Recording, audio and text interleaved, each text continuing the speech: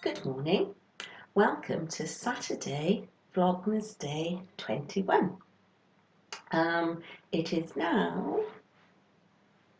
20 to 9 in the morning.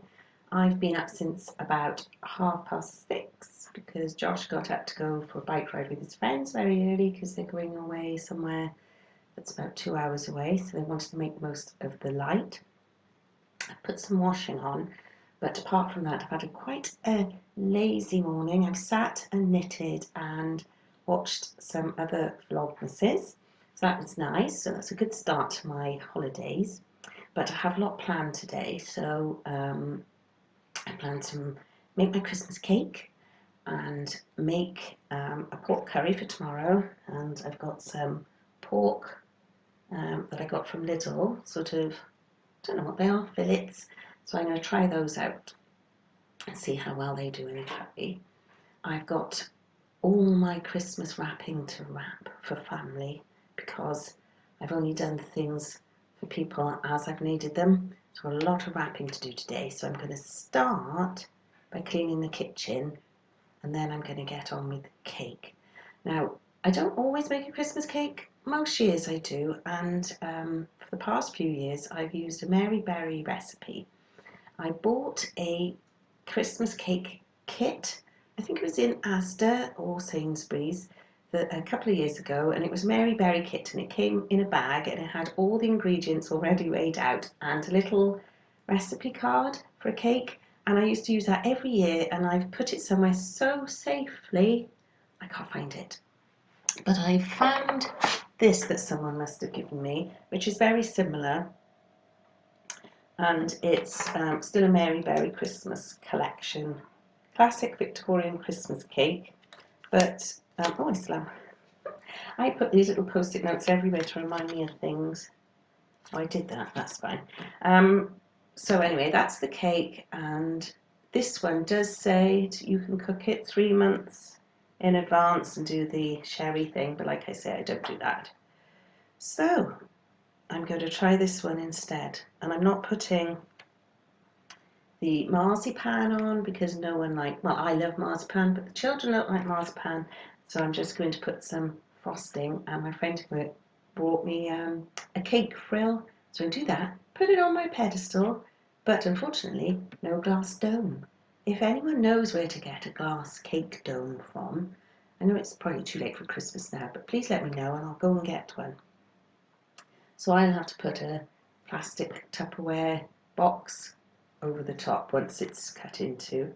When I ice the cake completely, it would be fine because that would be sealed, but I don't want it to dry out. So anyway, enough of that. I'm going to get in the kitchen and get on with this cake.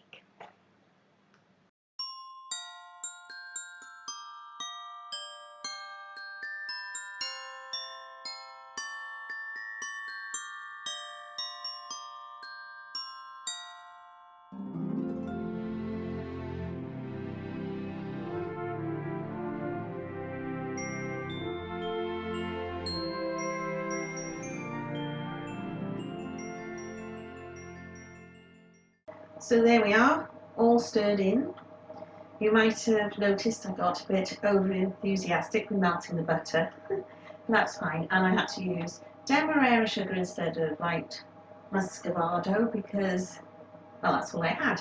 And this is a casserole dish because I didn't have a bowl big enough to mix the cake in. So I've just got to put that in my lined cake tin, put it in the oven.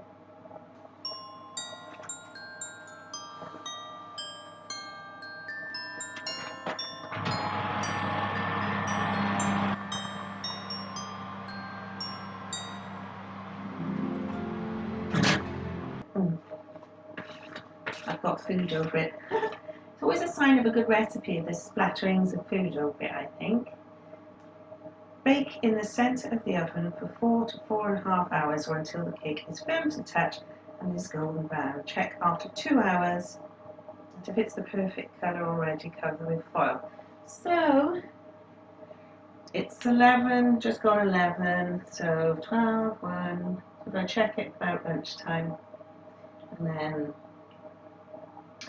3 o'clock, 3:30 should be ready. That would be good. Jodie is out and about looking for a cake dough for me. So with any luck, I'll be able to decorate it tomorrow with Harry and put the cake dough over the top. So that's in the oven, just the clearing up to do now. Right, onto the pork curry.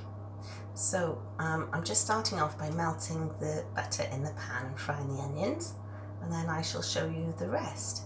Don't be put off by the amount of spices you need, because once you've got them, obviously they'll last a long time, but this curry is, if I say so myself, really nice. While the onion's frying, I thought I'd tell you about the spices you need. So I always use this Patak's Madras spice paste, some hot curry powder, garlic granules, or minced garlic, any dried garlic really, garlic salt, ground ginger, garam masala. You need a dessert spoon of vinegar, I think that's just to make sure the meat is tender, and half a pint of water. And obviously your £2 of pork and your chopped onions. And then once everything goes in, after about half an hour, you put in 2 teaspoons of cumin seeds and a big squirt of tomato puree.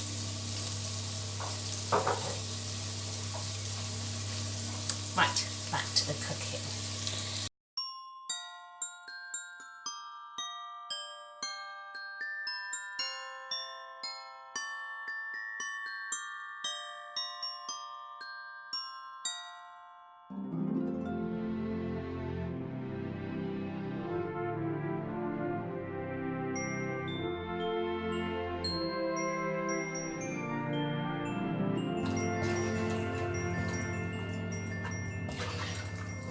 Right, so just bring that to the boil,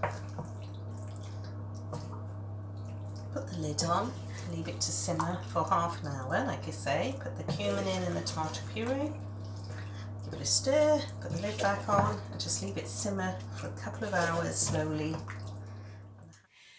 It is now 5:10 in the evening, and I have no idea why I'm filming in the craft room, because I haven't been in here all day. I have spent the whole afternoon wrapping presents, so the only ones I've got left to do now are a couple for my mum and a couple for Martin, and then I'm all done. So they're all wrapped and in bags ready to go, and my curry is finished. I shall put a picture here. And my cake has been baked, and I shall put a picture here.